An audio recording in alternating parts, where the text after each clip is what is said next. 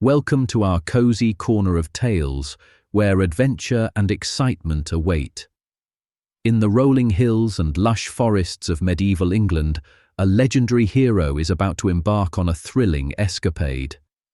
Inspired by the classic stories of Robin Hood, a charming outlaw known for his cunning and kindness, our story today is a delightful addition to his collection. Let's begin our journey with A Profitable Business, a tale of wit and bravery that will capture your heart. A Profitable Business.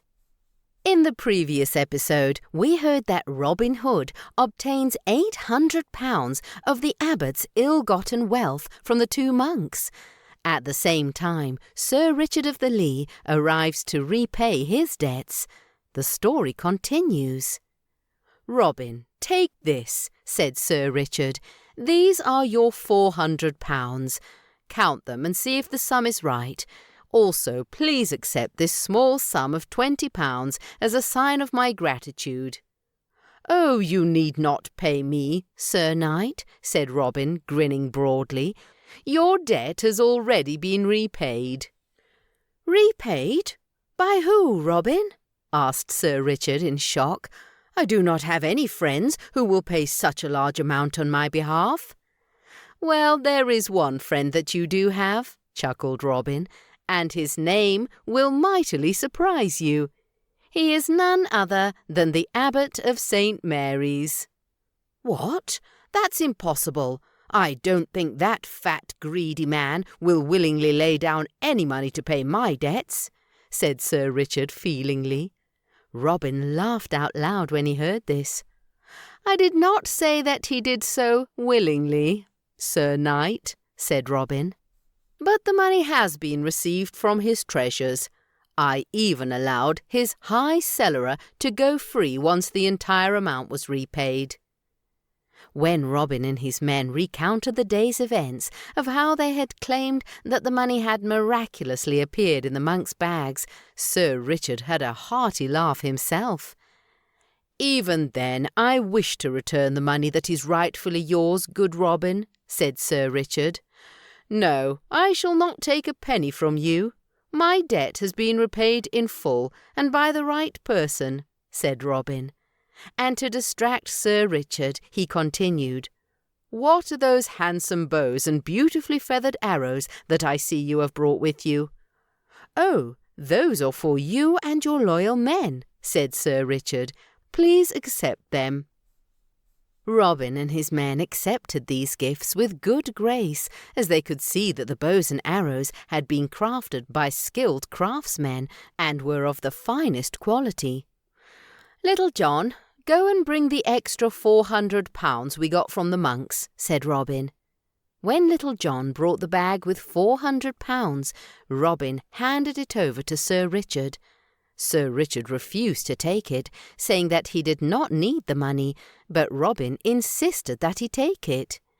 "It takes a lot of money for a knight to maintain his estate, but a forest dweller does not need as much.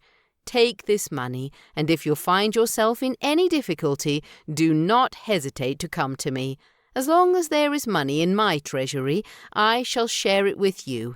Now come. You and your men have travelled a long way and must be tired and hungry. Men, spread out a feast and let us celebrate." A delicious meal was laid out, and Sir Richard and his men thanked Robin for his generosity to the poor and for being the sworn enemy of the proud rich. As time went by, the name and fame of Robin Hood and his band of outlaws spread far and wide. Abbots, sheriffs, knights, and squires who gained wealth by cheating and torturing poor people did not venture near the Sherwood Forest, as they were terrified of Robin catching them and emptying their pockets. But the poor and oppressed people came in large numbers, as they knew that they would never be sent back empty-handed. One night, Robin and Little John sat together beside the evening fire, eating their supper, when Little John said, "Master, it has been many days since we found a rich and greedy man whose pockets we could empty. Looks like they are all staying well away from this forest." We have delicious food to eat, good clothes to wear, and the finest weapons to use. What more do we want? Let us be content," said Robin reassuringly. "I would like some money as well," grumbled Little John. "Why, I am sure I can make more money being a beggar than roaming around the greenwood as an outlaw where not a single rich man is passing by." "A beggar?" laughed Robin. "What will you gain by taking up begging? Do you wish to carry around a dirty bag which will be as empty as it was when you started off?" "Not at all, master," said Little John, shaking his head. "You see, a beggar's bag may be dirty, but it will always have something good hidden inside." "A good fine ground grain, perhaps," said Robin with a wink, and they both burst into laughter when they remembered the beggar who had carried ground grain in his beggar's bag and taught them all a fine lesson. They then got into an argument about the merits and demerits of begging, and finally Little John declared that he would take up begging for some time and show his master that beggars earn more than what people usually thought. Robin agreed, and Little John went to prepare for his expedition. The next morning he set out, dressed in tattered clothes and a big broken hat on his head, whose broken brim hung limply down one side of his head. He stuffed a cloak under his shirt so that it looked like he had a huge ugly hump on his back. He then hung many bags on him, singing in a jaunty voice. "One bag for bread and another for cheese, one bag for a penny in case I get any." He then walked as far as he could from his normal haunts. When he came upon a main road, he twisted himself to look like a misshapen beggar, leaned heavily on his staff, and walked with a pronounced limp, calling out to people for charity. He did not receive a single penny from the passers-by, who walked as far from him as possible when they saw him approach. He had almost decided to give up and agree that what Robin said was true, when he saw a band of 4 beggars walking on the road before him. He ran ahead to join them.